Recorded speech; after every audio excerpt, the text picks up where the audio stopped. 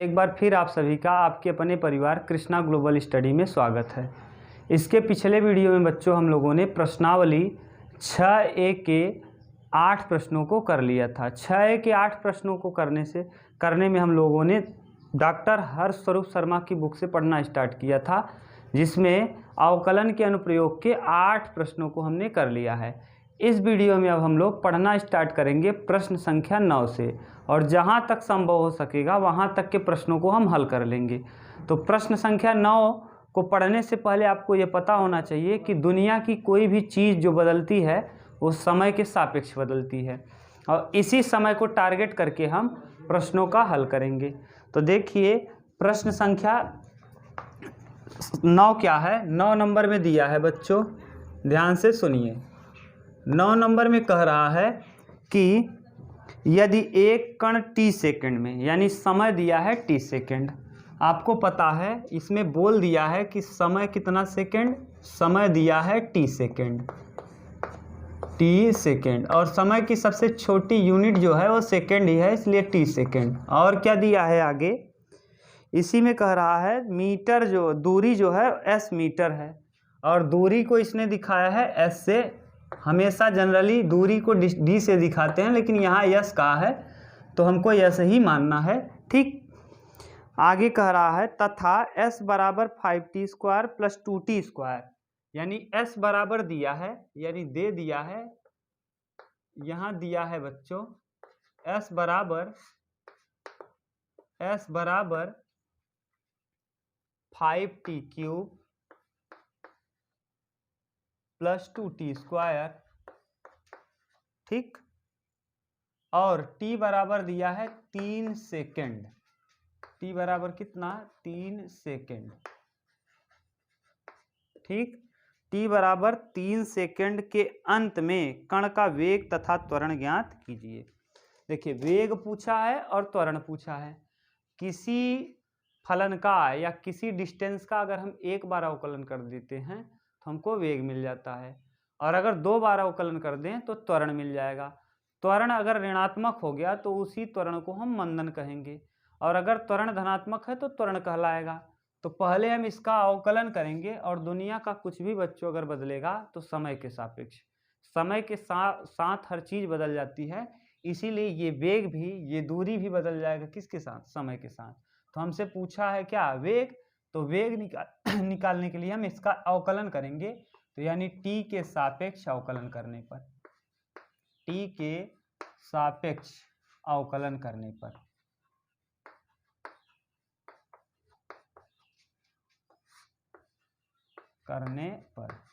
अब जब t के सापेक्ष अवकलन करेंगे, differentiating with respect to t, यानी t के सापेक्ष अवकलन करने पर जब इसका अवकलन करेंगे तो ds अपान dt, यहाँ 5 तियां ऊपर गुणा करते हैं तो 5 तियां 15, और t स्क्वायर 1 कम हो जाता है, यहाँ 2 दूना 4, और t 2 था 1 कम हुआ 1 हो गया। ये तो आ गया वेग, और वेग कब बताना है, 3 सेकंड में, यानी t बराबर जब कितना, तो इसी को हम कहते हैं वेग। तो v इसी को कहते हैं, अगर एक बार अवकलन कर दें बच्चों तो वही कहलाता है वेग। तो एक बार आपने अवकलन किया तो वेग जब t बराबर 3 है, वेग जब t बराबर कितना है 3, माने उस समय का वेग बताइए, माने जब कण 3 सेकंड चल ले तो चलने के बाद उसमें वेग में जो परिवर्तन होगा वही पूछा है। तो यहाँ t की जगह हम 3 पुट करेंगे, तो यहाँ पुट करिए तो ds अपान dt बराबर, या v, इसी को v कहेंगे, 15 रहेगा, 3 का वर्ग है बच्चों, तो 3 का वर्ग प्लस 4 इंटू 3, 3 त्रिक्का 9, 15 नवैया 135, या गुणा कर लीजिए, 3 का वर्ग 9, 15 नवा 135, यानी 135 प्लस 4 तिहाई 12, ये, और 135 और 12 147, जोड़ लीजिए, 135 में 12, 5 और 2 7, और 3 और 1 4, 147, ये आ गया वेग। और अगर आपको पता है वेग का जो मात्रक होता है वो मीटर प्रति सेकंड होता है, क्योंकि ये दिया है मीटर में, तो इसीलिए मीटर प्रति सेकंड। अगर सेमी में दिया होता तो सेमी। क्यों? क्योंकि देखिए ये है दूरी, और दूरी का एक बार अवकलन करने पर आता है वेग, और इसी को हम या तो आप ये लिखना चाहें तो ये भी लिख सकते हैं, इसी का आपने अवकलन किया था। तो दूरी का मात्रक होता है मीटर और समय का मात्रक होगा क्या? सेकंड। तो यानी वेग हो जाएगा मीटर प्रति सेकंड। ये है बच्चों पहला आंसर जो आपसे पूछा गया है कि 3 सेकंड बाद कण का क्या बताइए? वेग बताइए। अभी पूछेगा दूसरा प्रश्न, इसी में पूछा है कि 3 सेकंड बाद कण का त्वरण बताइए। इस प्रश्न का स्क्रीनशॉट ले लीजिए, फिर हम लोग देखते हैं 3 सेकंड बाद कण का त्वरण क्या होगा।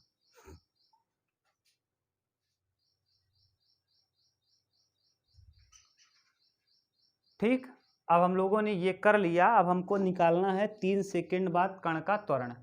आपने स्क्रीनशॉट ले लिया होगा। अब हम लोग देखना चालू करते हैं त्वरण। तो अगर दिए गए वेग का एक बार पुनः अवकलन कर दिया जाए तो आ जाता है क्या? त्वरण। तो इसी का एक बार और अवकलन कर दीजिए बच्चों, तो आ जाएगा त्वरण। तो पुनः यहाँ t के सापेक्ष अवकलन पहली बार आपने किया, यहाँ फिर से लिखेंगे पुनः t के सापेक्ष अवकलन करने पर। तो t के सापेक्ष अवकलन करने पर again differentiating with respect to t, दोबारा t के सापेक्ष अवकलन। अब देखिए जब दोबारा करेंगे तो यहाँ 2 बार कर रहे हैं तो d2s अपान dt2, और यही बच्चों अगर किसी भी दूरी का एक बार अवकलन करेंगे तो वेग, 2 बार अवकलन करेंगे तो त्वरण। तो यानी अब क्या आ गया? ये त्वरण आ गया। त्वरण को अंग्रेजी में एक्सीलरेशन कहते हैं, इसलिए a। अब इसका दोबारा अवकलन करिए तो 15 दूना 30, यानी 30 और क्या t, और यहाँ बचेगा कितना? केवल 4। अब कितने सेकंड बाद दिया है? t बराबर कितना? 3। तो t बराबर 3 पर a एक्सीलरेशन या d2s अपान dt2, यानी यहाँ रखेंगे 30 गुणे 3 है ना 3, तो 30 गुणे 3 प्लस 4, 30 3 90 और 4 94 मीटर प्रति सेकंड स्क्वायर। ये आ जाएगा आंसर आपका। ये था प्रश्न संख्या कौन? 9वें का दूसरा। ये एक बार पहला आपसे पूछा था क्या? वेग, और दूसरा त्वरण। अगर एक बार अवकलन कर देंगे तो क्या आ जाएगा? वेग, और अगर 2 बार अवकलन कर दिए तो त्वरण ना। एक बार अवकलन करने पर वेग और 2 बार अवकलन करने पे त्वरण। और अगर यही माइनस आ जाता तो त्वरण को हम क्या कह देते? मंदन। त्वरण क्या कहलाता? मंदन। ठीक, तो ये था प्रश्न संख्या 9। अब आपको बेहतर समझ में आया होगा, इसका स्क्रीनशॉट ले लीजिए, फिर हम लोग देखते हैं प्रश्न संख्या 10। हम लोग देखते हैं प्रश्न संख्या 10। अभी हमने 9 नंबर देखा और समझा, अब हम लोग देखते हैं प्रश्न संख्या 10। 10 नंबर प्रश्न क्या कह रहा है? बहुत ध्यान से समझिए बच्चों, 10 नंबर प्रश्न इंपॉर्टेंट है और ये कई बार दिया भी है। परीक्षा का एक फेमस प्रश्न है और ये कई बार पेपर में आया है, इसलिए इसको ध्यान से समझना है। एक वृत्त की त्रिज्या में 5 सेमी प्रति सेकंड की दर से वृद्धि होती है। यानी एक वृत्त का वृत्त है, ये इस तरीके से बना है, ये क्या है? वृत्त है। अब वृत्त का देखिए पहले यहाँ से ले, मान लीजिए त्रिज्या है r, ये क्या हो रहा है? बढ़ रहा है, यानी अब बड़ा वृत्त हो रहा है। जैसे आपने कभी कंकड़ फेंका होगा पानी में, जब पानी में जहाँ कंकड़ गिरता है उसके बगल में एक वृत्ताकार मार्ग बनता चला जाता है, बहुत बड़ा होता चला जाता है। तो वही कह रहा है कि इसके त्रिज्या में क्या हो रहा है? बदलाव। और अभी आपको बता दिए कि बच्चों जब भी कोई परिवर्तन होगा किसके सापेक्ष? समय के सापेक्ष। यानी कुछ भी बदलेगा तो किसके सापेक्ष बदल जाए? समय। समय बदलेगा। आप अभी 12 में हैं, फिर जाएंगे BA में पास होकर के BSc करेंगे, तो यानी समय के सापेक्ष ही अभी आप लोग समय के सापेक्ष बदलेगा। तो यही कह रहा है कि वृत्त की त्रिज्या, यानी वृत्त का दिया है, वृत्त की त्रिज्या क्या हो रही है? बदल रही है। तो यानी दिया है, क्या दिया है बच्चों?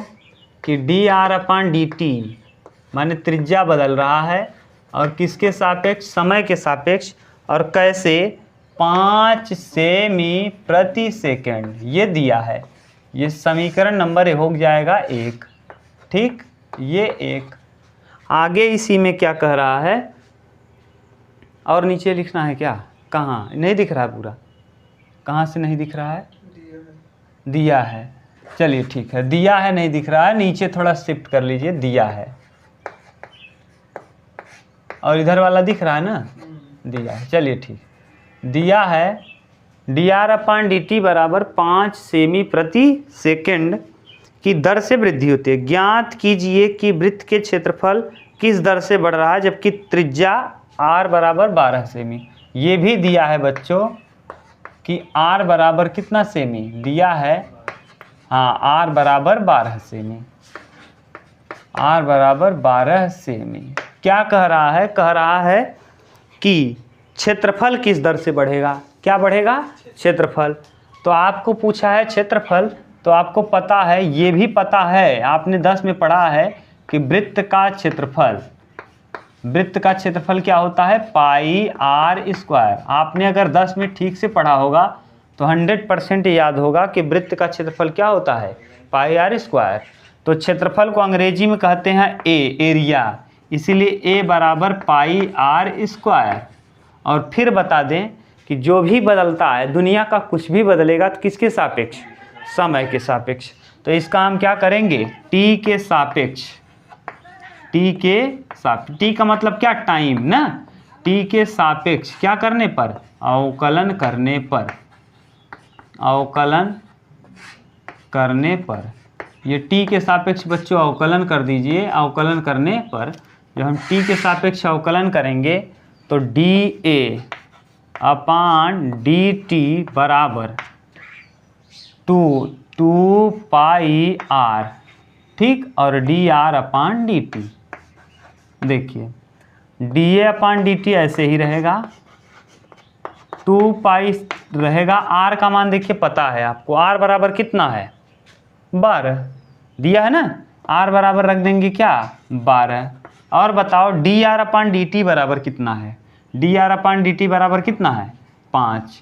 तो आप गुणा करिए तो 12 पंचे 60 और 60 दूना 120, तो यानी आ जाएगा कितना 120 पाई। और क्षेत्रफल है तो क्षेत्रफल का मतलब सेंटीमीटर स्क्वायर और बटे सेकेंड, यानी ये मान आ गया आपका total D A upon D T बराबर 120 पाई सेंटीमीटर स्क्वायर प्रति सेकेंड। ठीक, ये है प्रश्न का फाइनल आंसर। अब इसका आप स्क्रीनशॉट ले लीजिए, तब हम लोग करते हैं प्रश्न संख्या 11।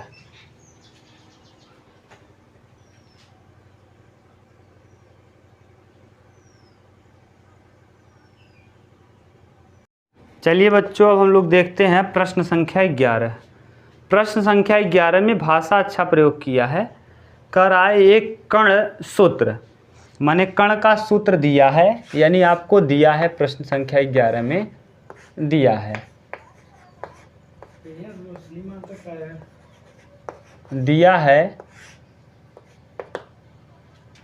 s बराबर 2t cube minus 9t square plus 12t और प्लस 1, ये दिया है।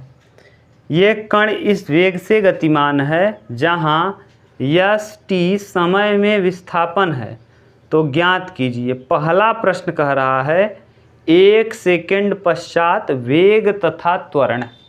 ठीक, कितने सेकंड पश्चात, 1 सेकंड पश्चात क्या क्या ज्ञात करना है, वेग और त्वरण। अब भी आपको बताए थे वेग मतलब क्या होता है, एक बार अवकलन करेंगे तो वेग और 2 बार अवकलन करेंगे तो त्वरण। तो यानी एक बार अवकलन करने पर वेग और 2 बार अवकलन करने पर त्वरण आ जाएगा। तो आप इसका क्या करिए, पहले एक बार अवकलन करिए और कितने सेकंड पश्चात कहा है, 1 सेकंड, यानी t बराबर दिया भी है, t बराबर कितना दिया है 1 सेकंड। तो पहले क्या करेंगे, हम इसका एक बार अवकलन करेंगे, तो लिखेंगे t के सापेक्ष, t के सापेक्ष अवकलन करने पर, t के सापेक्ष अवकलन, अवकलन करने पर। अब t के सापेक्ष बच्चों अवकलन करिए, कुछ नहीं है, यस डी एस अपान डी टी, और एक बार अवकलन को हम क्या कहते हैं? वेग। अगर एक बार अवकलन कह दें तो उसे को हम क्या कहते हैं? वेग। हाँ बोलिए, एक बार अवकलन मतलब वेग। अब वेग हुआ तो 2 तिहाई 6t², एक कम हो जाता है घात, 9 दूना 18t, एक घात कम हो जाएगा, 2 था 1 हो जाएगा, 1 लिखिए, न लिखिए कोई बात नहीं। 12 और यहाँ t है तो t का मान 1, तो प्लस कितना? 12। ये आ गया, एक का अवकलन 0 होता है, अचर का अवकलन 0 होता है। ठीक, अब क्या कहा है आपको? कितने सेकंड बाद कहा है? 1 सेकंड, यानी t बराबर हम क्या पुट कर दें? 1, यानी 1 सेकंड पश्चात वेग, t बराबर 1 सेकंड, 1 सेकंड पश्चात क्या? वेग। 1 सेकंड पश्चात कण का वेग, कण का वेग, यही पूछा है।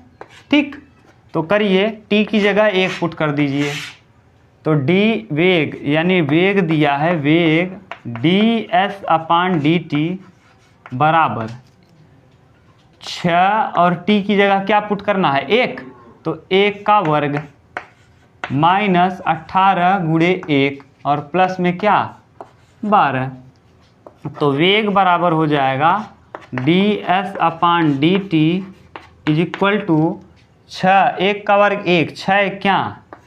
6, और 18 क्या? 18, माइनस है तो माइनस 18, और प्लस कितना? 12। 12 और 6 18, और 18 में 18 घटाएंगे 0, यानी 1 सेकेंड बाद वेग क्या हो जाएगा? 0। तो यानी यही आ गया क्या आंसर? 1 सेकेंड बाद कण क्या होगा? रुक जाएगा। वेग मतलब जैसे कोई चीज़ चल रहा था और क्या हुआ? जब 0 हो गया माने रुक गया है, 0 हो गया मतलब उसका स्पीड 0 हो गया, स्पीड 0 हो गया माने क्या हो गया है? कण रुक गया है, माने कोई भी गाड़ी है स्पीड 0 है यानी रुकी है, यही पूछा था। ये तो था वेग। अगर आपसे कहे त्वरण बताओ, तो त्वरण के लिए हम कितनी बार अवकलन करते हैं? 2 बार। एक बार अवकलन हुआ है, एक बार और कर दें तो क्या हो जाएगा? त्वरण। तो पहले इसका स्क्रीनशॉट आप ले लीजिए, तब हम लोग करते हैं इसका एक बार और अवकलन, तो आ जाएगा क्या? त्वरण।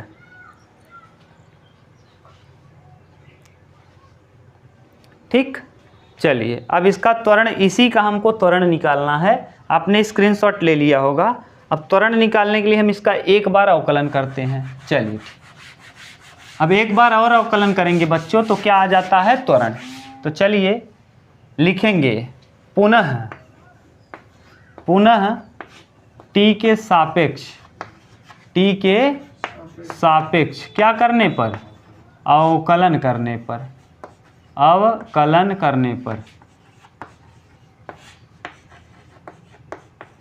करने पर, अब पुनः कर दीजिए इसका। तो जब करेंगे तो वेग अब किस में बदल जाएगा? त्वरण में बदल जाएगा। जब 2 बार अवकलन करते हैं तो वेग बदल जाता है त्वरण में। तो d2s अपान dt2 बराबर 6 दूनी 12t माइनस 18, और इसका तो 0 हो जाएगा क्योंकि उसके साथ t नहीं है। अब t है ही नहीं तो 0। अब कितने सेकंड पश्चात कहा है? 1, तो t बराबर कितना? t बराबर 1 पर त्वरण, t बराबर 1 पर क्या निकालना है? त्वरण। 1 रख दीजिए, तो त्वरण आ जाएगा, त्वरण बराबर या d2s अपान dt2 बराबर 12 गुणे 1 और माइनस 18। 12 क्या? 12, और 12 में से 18 घटाएंगे तो माइनस में कितना? 6, माइनस में 6, यानी d2s अपान dt2 बराबर कितना? -6। और त्वरण को दिखाते हैं मीटर प्रति सेकेंड स्क्वायर।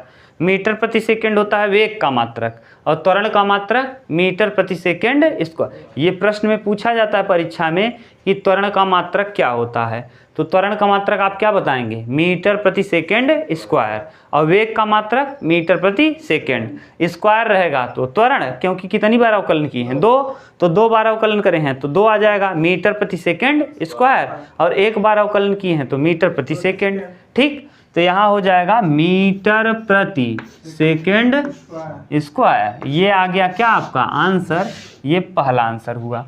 ये त्वरण न कह के बल्कि माइनस में मान आ जाता है तो उसको हम क्या कहते हैं बच्चों, त्वरण न कह के बल्कि कहते हैं मंदन। जब मान ऋणात्मक आ जाए तो वह त्वरण नहीं बल्कि क्या कहलाता है, मंदन कहलाता है। ये हुआ प्रश्न संख्या 1 का, माने प्रश्न संख्या कौन सा था, 11 का पहला। 11 में 3 प्रश्न दिए हैं, ये पहला प्रश्न का कंप्लीट सॉल्यूशन हुआ। इसका स्क्रीनशॉट ले लीजिए, फिर हम लोग करते हैं 11 के दूसरे का कंप्लीट सॉल्यूशन। ठीक,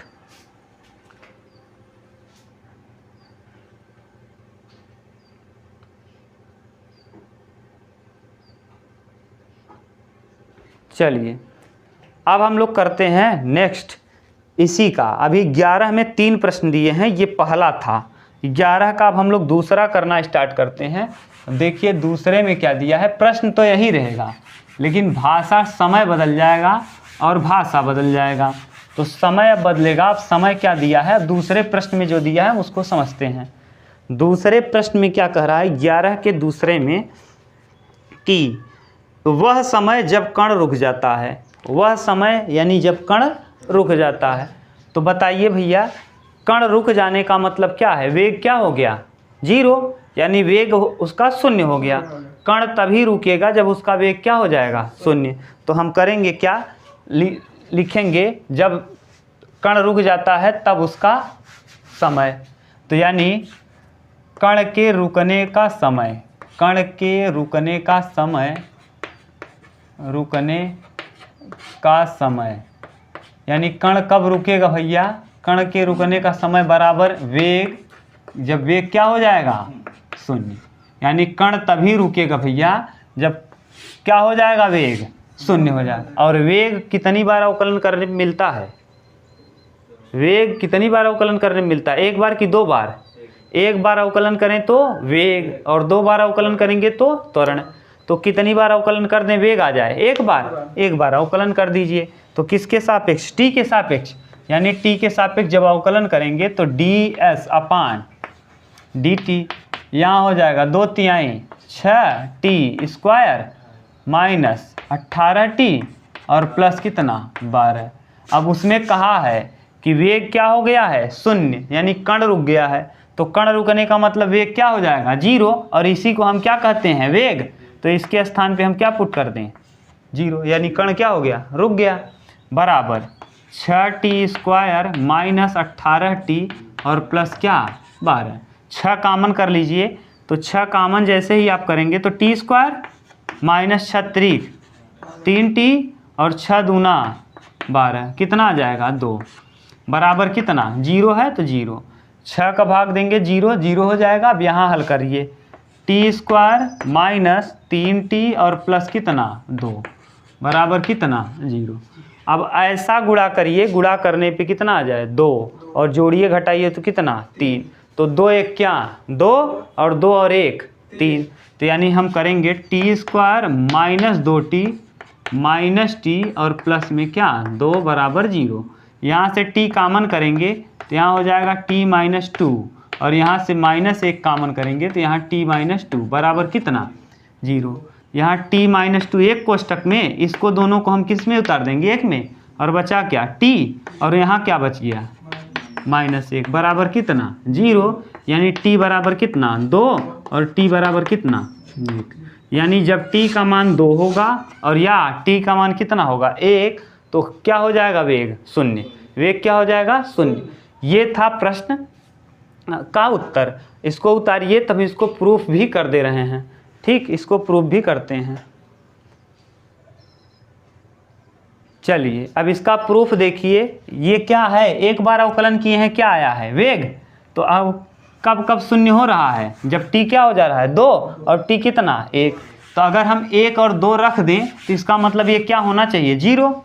तो रखिए 1, जब 1 रखेंगे तो 1 का वर्ग 1, यानी 6 गुणे 1 माइनस 18 गुणे 1 प्लस कितना 12, 12 6 18, 18 में से 18 घटाएंगे, प्रूफ हो गया। यानी t बराबर कितने रखने पर 1, यानी जब t बराबर 1 रख देंगे तो कण क्या हो जाएगा रुक जाएगा। अगला टी और कितना आया था, 2 आया था, 2 रखने पे भी क्या हो जाएगा ये 0, 2 रखने पे भी क्या हो जाएगा 0, रख के देख लो।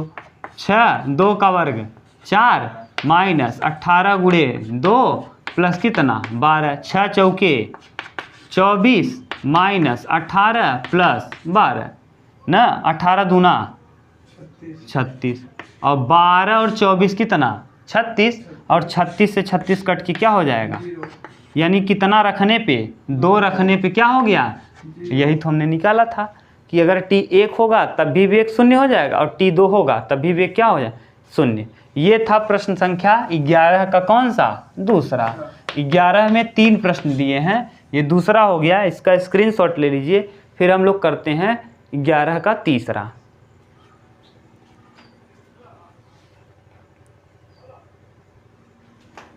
चलिए 11 के तीसरे में क्या दिया है, ध्यान से सुनिए। 11 का तीसरा, अब 11 के तीसरे में जो दिया है हम उसको पढ़ते हैं बच्चों, और उसमें क्या दिया है उसको समझने का प्रयास करते हैं। 11 के तीसरे में प्रश्न दिया है बच्चों कि 2 बार रुकने के स्थानों के बीच की दूरी, कितने बार, 2 बार। पहली बार कब रुका था, जब t बराबर 1 था, और दूसरी बार कब रुका था, जब t बराबर 2 था। तो यानी कब कब रुक रहा है, जब t बराबर 1 है और जब t बराबर 2 है। तो पहली बार रुकने का समय, पहली बार, ये तीसरा प्रश्न है, पहली बार रुकने का समय, पहली बार रुकने का समय, रुकने का समय था कितना t, पहली बार रुकने का समय था t बराबर 1।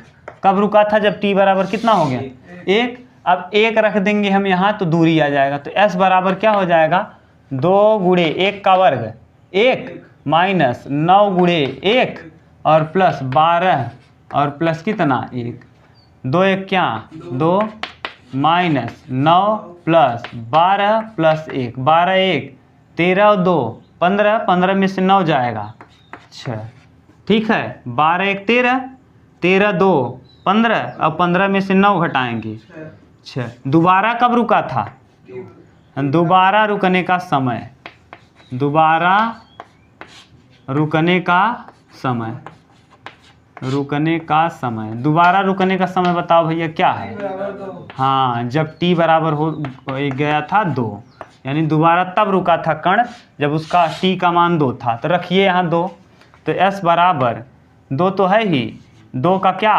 क्यूब, ठीक 2 का क्यूब माइनस 9 और 2 का क्या है स्क्वायर प्लस 12 और t की जगह क्या 2 और प्लस 1, 2 दूना 4 दूना 8, 2 का क्यूब कितना 8 और 8 दूना 16। ये समझ में आया ना, 2 का क्यूब कितना 8 और 8 दूना 2 दूना 9 चौके 36, सही है ना। 2 का वर्ग कितना 4 और 4 9 36, 12 दूना 24 और प्लस कितना 1। अब ध्यान से देखिए 24 और 1 25 और 25 और 16 25 10 35 5 40 41, 25 और 16 कितना 41, जोड़ के देख लीजिए 25 में कितना जोड़ेंगे 16, तो 6 5 11 2 1 3 1 41। ऐसे अब इसमें कितना घटा दें 36, 41 में क्या माइनस कर दें 36, तो आ जाएगा कितना s बराबर आ जाएगा 11 में से 6 जाएगा 5 और यहाँ 2 न 3, 3 में से 3 जाएगा 0, यानी कितना आ जाएगा 5, 36 5 41, यानी कितना आ गया 5। अब बताओ आप ध्यान से, प्रश्न क्या कहा जानते हैं, प्रश्न बोला है कि ये कण दोनों कब कब रुक रहा है उसका अंतर कितना होगा। कण एक बार कब रुक रहा है जब 5 है, और एक बार कब रुक रहा है 6। पहली माने दूरी कितना 6 किलोमीटर था, 6 किमी था या 6 मीटर, जैसे 6 मीटर पे एक बार रुका है और एक बार कितनी मीटर पे रुका है 5 मीटर। तो एक बार 6 मीटर पे कोई व्यक्ति रुका है, एक बार 5 मीटर, तो कितना मीटर की दूरी है दोनों के बीच। ऐसे आप यहाँ आप 6 मीटर की दूरी पे हैं और हम कितने मीटर की दूरी 5, तो कितना मीटर का फासला है दोनों के बीच 1 मीटर। कितने मीटर का, तो वही पूछा है कि दोनों जने में कितने मीटर का क्या है फासला, तो दोनों में कितने मीटर का फासला है 1, यही उत्तर पूछा है 1 मीटर। जैसे एक व्यक्ति कितने मीटर पे है, 6 मीटर पे, और एक व्यक्ति 5, यानी एक व्यक्ति देखिए ए है और एक व्यक्ति बी है, यानी ए जो है ये है, ये बी है। ए यहाँ से यहाँ तक चला है कितना, शुरुआत से चला है, मान लीजिए यहाँ बीच में यहाँ से चला है कोई व्यक्ति, ए है और ये बी है। ए दूरी तय किया है कितना, 5, और ये बी कितना तय किया है, 6। तो बताओ कितना दूर है इससे, 1 मीटर। बस यही प्रश्न पूछा है, हो गया ये प्रश्न संख्या 11। आपको बेहतर समझ में आया होगा, हमने आराम से समझाने का प्रयास किया है। स्क्रीनशॉट ले लीजिए बच्चों और चैनल को सब्सक्राइब जरूर कर लीजिए। अब हम लोग देखते हैं प्रश्न संख्या 12।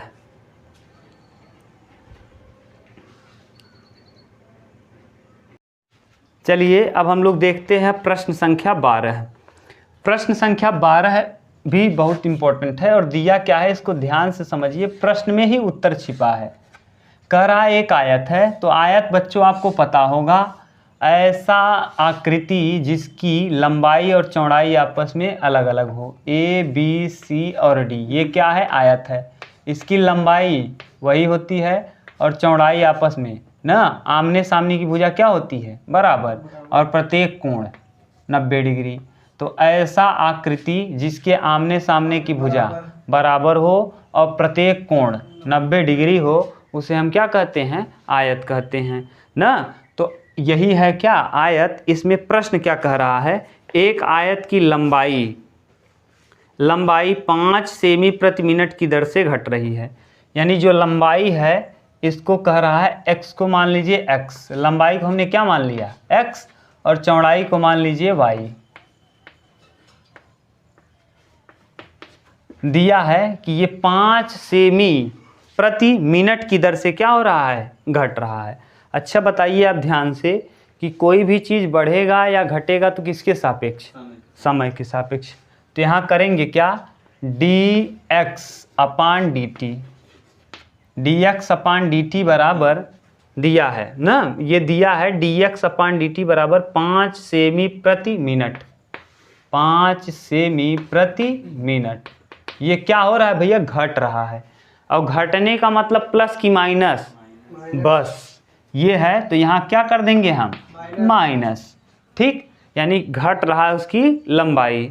आगे इसी में और कहा है भैया, और उसकी चौड़ाई, चौड़ाई को आपने क्या माना है, y, तो उसकी चौड़ाई 4 सेमी प्रति मिनट की दर से बढ़ रही है।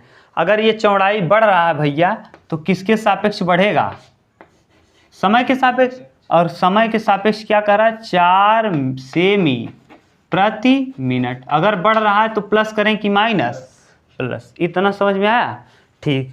आगे इसी में और कह रहा है, जब x बराबर 8 सेमी और y बराबर 6 सेमी है, भुजा भी दे दिया है, x बराबर कितना, 8 सेमी और y बराबर 6 सेमी, ये भी दिया है। ये जितना अभी तक हमने लिखा है ये सब क्या है, दिया है, प्रश्न में दिया है। आगे अब पूछ क्या रहा है, पहला प्रश्न पूछ रहा है बच्चों, पहला, इसमें पहला पूछ रहा है कि परिमाप ज्ञात करें। क्या ज्ञात करें, परिमाप। तो हमको पता है क्या है ये, आयत, तो आयत का परिमाप, आयत का परिमाप। आयत का परिमाप होता है बच्चों 2 कोष्ठक में लंबाई प्लस चौड़ाई, 2 कोष्ठक में लंबाई प्लस, लंबाई को हमने माना है x और चौड़ाई को माना है y। अब यह है परिमाप, और परिमाप को अंग्रेजी में कहते हैं पेरीमीटर।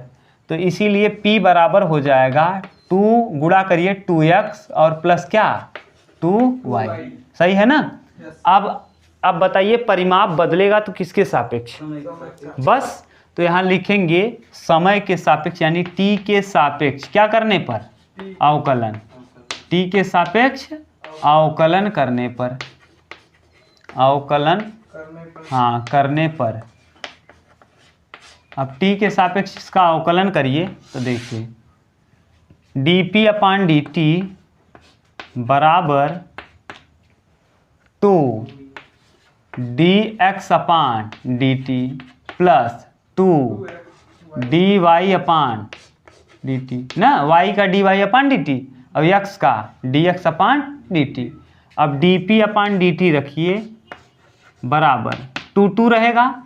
dx अपान dt का मान आपको पता है, देखो कहाँ है ये dx अपान dt क्या है -5 ना, -5 आगे प्लस 2 गुणे dy अपान dt का मान आपको पता है कितना 4, तो यहाँ रख देंगे 4, तो 5 दूना 10 माइनस में 10 और 4 दूना 8, 10 में से 8 जाएगा माइनस में 2, क्यों? क्योंकि 10 रुपये उधार था, 8 रुपये आपने दे दिया, अभी भी 2 रुपये क्या रहेगा उधार। और ये क्या है dp अपान dt, यानी ये परिमाप है, और परिमाप मतलब सेमी और समय मतलब सेकेंड, तो सेमी प्रति ये प्रश्न का क्या हो गया आंसर। ठीक, इसका आप स्क्रीनशॉट ले लीजिए। तब हम लोग करते हैं प्रश्न संख्या कौन सा 12वें का दूसरा। 12 में 2 प्रश्न दिया था, ये 12वें का कौन सा है पहला, यही हम 12वें का दूसरा कर लेंगे। पहले स्क्रीनशॉट ले लीजिए तब।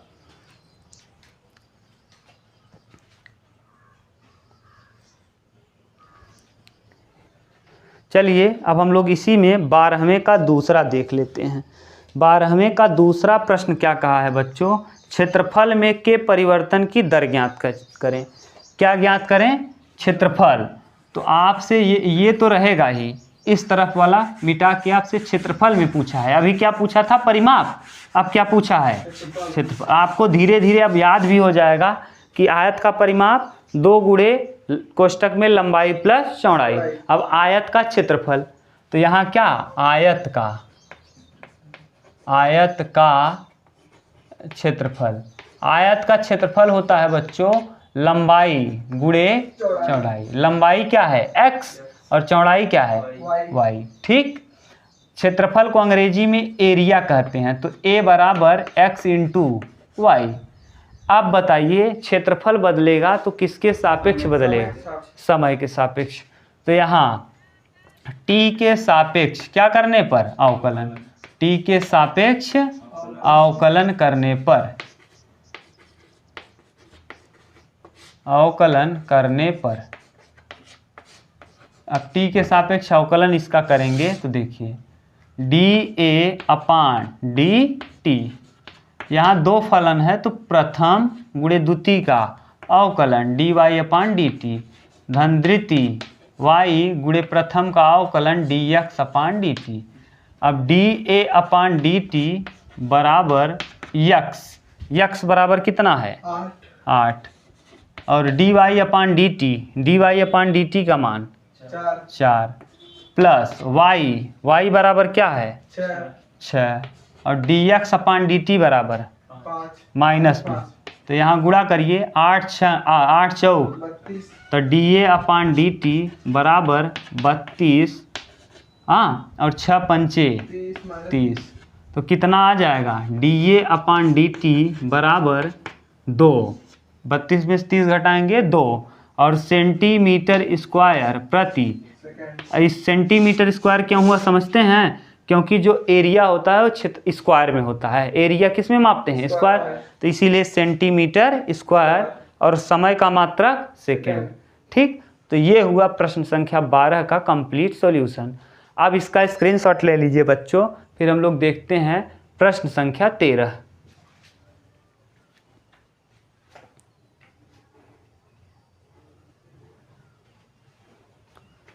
ठीक, ये हुआ प्रश्न संख्या 12। अब हम लोग देखते हैं प्रश्न संख्या 13। प्रश्न संख्या 13 में क्या कहा है, चलिए समझते हैं उसको भी हम लोग। ये 13 में एक चीज़ आपको ध्यान देना है, हम जिस भाषा को बोल रहे हैं उसको समझिए। अगर हम किसी कंगन को बच्चों इसके ऊपर रखें, इसी बोर्ड के ऊपर जो आप लोग हाथ में पहनते हैं चुल्ला या कंगन या चूड़ी, तो इसके ऊपर क्या हो जाएगा चिपक जाएगा। लेकिन अगर हम किसी गेंद को इस पे रखें तो पूरा चिपकेगा नहीं।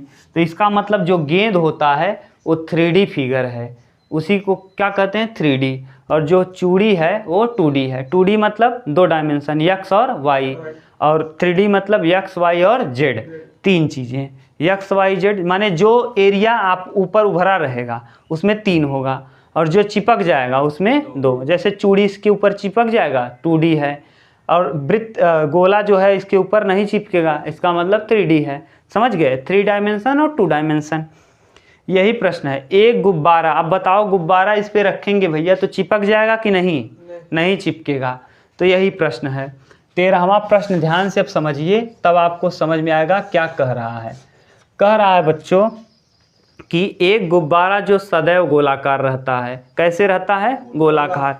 एक पंप द्वारा 9 सेमी क्यूब प्रति सेकंड भर कर फुलाया जाता है। माने कितना सेंटीमीटर क्यूब? 900। तो दिया है कि कितना dV दिया है, आयतन dV/dt बराबर 900 सेंटीमीटर क्यूब प्रति सेकंड। ये दिया है किसको फुलाया जाता है? 900 सेंटीमीटर क्यूब प्रति सेकंड की दर से क्या हो रहा है? फुलाया जा रहा है। यानी फूलेगा तो उसका क्या बढ़ेगा? आयतन ना। जैसे आप गिलास में पानी लेंगे तो कम आएगा, लोटा में लेंगे तो ज़्यादा, यानी आयतन ज़्यादा होगा। जैसे दूध आप लेने जाते हैं तो आयतन मतलब कितना आ रहा है उसमें, गिलास में आयतन कम है और लोटा का आयतन ज़्यादा है। तो यानी ये आयतन, जैसे गुब्बारा आप फुलाना चालू करेंगे, छोटा फूला रहेगा तो कम पानी आएगा, उसको बड़ा फुला देंगे तो उसमें पानी ज़्यादा आएगा, छोटा रहेगा तो कम पानी आएगा। वही कह रहा है। एक पंप द्वारा 900 सेमी क्यूब प्रति सेकंड से फुलाया जाता है। गुब्बारे की त्रिज्या के परिवर्तन की दर ज्ञात कीजिए, जबकि R बराबर दिया है, R बराबर दिया है 15 सेमी। कितना सेमी? 15 सेमी। तो आपको पता है गुब्बारा होता है गोलाकार। गुब्बारा कैसा होता है? ये गोल होता है गुब्बारा। तो गोले का जो आयतन होता है भैया, ये गोले का क्या है? त्रिज्या है। गोले का क्या? तो गोले में 3 चीज़ें आपको ध्यान दे के रखना है। गोले में पहला, गोले का आयतन। गोले का क्या? गोले का आयतन। गोले का आयतन होता है भैया 4/3 पाई r क्यूब। ठीक, गोले का आयतन 4/3 पाई r क्यूब। गोले का क्षेत्रफल, गोले का क्षेत्रफल, गोले का क्षेत्रफल होता है 4 पाई r स्क्वायर, 4 पाई r स्क्वायर। ठीक, ये अगर मान लीजिए यही गोला न दे करके बल्कि क्या दे देता? अर्धगोला। अर्धगोला का मतलब इस तरीके से आधा दिया होता, ये जैसे है, ये क्या है? अर्धगोला है ना। तो अर्धगोले का आयतन, अर्धगोले का आयतन होता है, इसका आधा कर दो, आयतन करो इसका आधा, तो 2 का आधा, 4 का आधा कितना? 2/3 और पाई r क्यूब। ठीक, और यहाँ हो जाएगा अर्धगोले का क्षेत्रफल। तो क्षेत्रफल हो जाएगा, इसका आधा करो, 4 का आधा कितना? 2 पाई r स्क्वायर। और गोले में, अर्धगोले में कुल पृष्ठीय क्षेत्रफल भी निकलता है। कुल पृष्ठीय क्षेत्रफल, कुल पृष्ठीय क्षेत्रफल होता है 3 पाई r स्क्वायर, 3 पाई r स्क्वायर। ये आपको बता दिए, याद करके रखना है आपको। अब जहाँ यूज होगा हम डायरेक्ट इसको पुट कर देंगे। ठीक, ये है। ठीक है, जाने दीजिए, इतना दिख रहा है ना ऊपर। चलिए इसको हम ऊपर लिख दे रहे हैं। कुल पृष्ठीय क्षेत्रफल उसमें नहीं दिख रहा है तो यहाँ हम लिख दे रहे हैं अर्धगोले का कुल पृष्ठीय क्षेत्रफल होता है 3 पाई r स्क्वायर, 3 पाई r स्क्वायर कुल पृष्ठीय क्षेत्रफल। अब आपसे कह रहा है कि इसके त्रिज्या में परिवर्तन की दर ज्ञात करें। तो आपको पता है गोले का आयतन, देखिए लिख दिए हैं। अब बताइए गोले का आयतन क्या होता है? गोले का आयतन देख के बताइए क्या है? हाँ, 4/3 पाई r क्यूब। ठीक, अब आयतन को हम दिखाते हैं v से। v का मतलब वॉल्यूम। तो v बराबर 4/3 पाई r क्यूब। अब बताइए फिर दुनिया का कुछ भी बदलेगा तो किसके सापेक्ष? समय के सापेक्ष, यानी t के सापेक्ष क्या करने पर? अवकलन।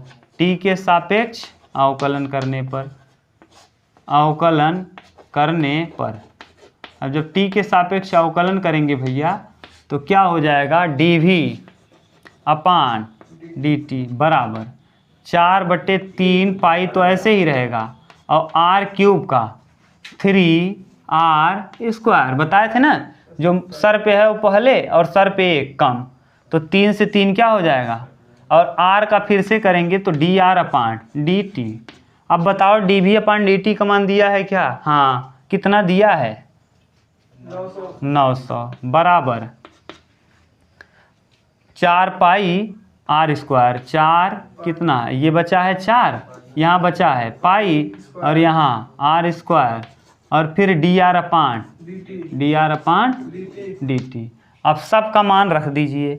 4 से इसको कटाइए, 4 से 900 को कटाएंगे तो 400 का आधा, 900 का आधा 450, तो 450 का आधा 225, 225 चौका 900, 225 चौका कितना 900 बराबर पाई r स्क्वायर और dr/dt।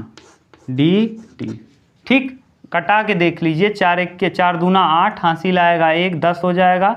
नहीं समझ में आया तो यहाँ से ऐसे कर लिया करो, 900 में भाग दे लो 4 से। 4 1 क्या 4, हासिल 4 दूना 8, हासिल आ जाएगा 1, 10 हुआ। 4 दूना 8, हासिल 2 और 4 पंचे 225 आ गया। इधर वाला हम इरेज करते हैं, मिटाते हैं।